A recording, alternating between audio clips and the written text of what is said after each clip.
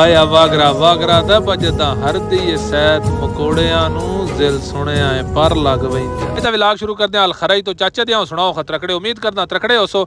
ਅਸੀਂ ਜਨਾਬ ਉੱਠ ਬੈਠੇ ਤਕਰੀਬਨ 7:30 ਦਾ ਟਾਈਮ ਹੋ ਗਿਆ। ਉੱਠ ਕੇ ਮੈਂ ਕਿਹਾ ਮੂੰਹ ਤੇ ਮਾਰੀਏ ਛੱਟਾ। ਉਸ ਤੋਂ ਬਾਅਦ ਜਨਾਬ ਹੋਟਲ ਵਾਲਿਆਂ ਕੋਲ ਇੱਕ ਲਈ ਦੁੱਧ ਪੱਤੀ, ਮੈਂ ਕਿਹਾ ਨਾਸ਼ਤੇ ਤੇ ਦਿਲ ਕੋ ਨਹੀਂ।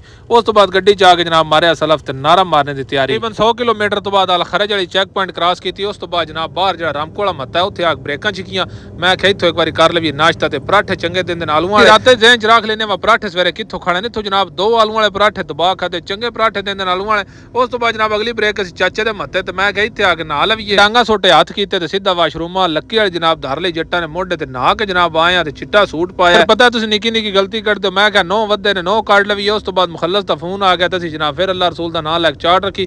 ਸਿੱਧਾ ਜਨਾਬ 5 ਵਾਲੇ ਮੱਥੇ ਤੇ ਇੱਕ ਪਾਕਿਸਤਾਨੀ ਮਿਲ ਗਿਆ, ਉਹਦੇ ਨਾਲ ਇੱਕ ਵੀਡੀਓ ਬਣਾਈ। ਬਣਦਿਆਂ ਥੋੜੀ ਜਨਾਬ ਤੇਲ ਫੁੱਲ ਹੋ ਗਿਆ। ਟਾਈਮ ਤਕਰੀਬਨ 3:30 ਦਾ ਹੋ ਗਿਆ। ਮੈਂ ਕਿਹਾ ਹੁਣ ਕੋ ਕਰ ਲਈਏ ਮਾੜਾ ਚੰਗਾ, ਕਿਉਂਕਿ ਬਾਰਡਰ ਤੇ ਵੜਨਾ। ਇੱਥੇ ਦਾਲ ਚਾਵਲ ਮਾਸ਼ਾਅੱਲਾ ਬੜੇ ਸਵਾਦੀ ਜਾਣਦੇ ਵੀ ਚੰਗੇ ਜਨਾਬ ਖਾਦੇ। ਮੈਂ ਕਿਹਾ 6 ਵਜੇ ਦੀ ਪਰਮਿਸ਼ਨ ਹੈ, ਆ ਮਾੜਾ ਚੰਗਾ ਲੈ ਲਿਆ, ਕੋਈ ਅੰਡੇ ਕੋਈ ਪੱਤੀ ਕੋਈ ਵੱਡਾ ਸ਼ੀਸ਼ਾ ਲੱਦਿਆ ਤੇ ਅੰਦਰ ਲੇਟ ਵੀ ਹੋ ਸਕਦੀ ਹੈ। ਸਿੱਧੇ ਜਨਾਬ ਚਾਕ ਬਾਰਡਰ ਦੇ ਅੰਦਰ ਮਾਰੀ। 3-4 ਘੰਟੇ ਤੋਂ ਬਾਅਦ ਸਾਡਾ ਬਿਆਨ ਆ ਗਿਆ। ਮੈਂ ਕਿਹਾ ਵੇਲੇ ਨੇ ਸਿਰ ਪਟੀ ਜੀ ਦਾ, ਲੇਕਿਨ ਕੀ ਪਤਾ ਸਾਰੀ ਰਾਤ ਜਨਾਬ ਲੈਣ ਚ ਲੱਗ ਗਈ ਹੈ ਤੇ ਐ ਹੁਣ ਨੀਂਦਰੇ ਟੁੰਨ ਕਰ ਲਿਆ। ਉਹ ਜਵਾਨ ਆਊ ਕੋਈ ਨਹੀਂ, ਟਾਈਮ ਵੀ ਬੜਾ ਹੋ ਗਿਆ। ਮੈਂ ਕਿਹਾ ਹੁਣ ਸਵੇਰੇ ਜੋ ਕੁਝ ਹੋਵੇ ਵੇਖੀ ਜਾ। ਤਕਰੀਬਨ 2-2:30 ਦਾ ਹੋ ਗਿਆ। ਉਹ ਬੰਦਿਆ ਖੁਦਾ ਦਿਆ ਕਿ ਸਵੇਰ ਦਾ ਸਾਨੂੰ ਲੈਣ ਚ ਲਾਇਆ।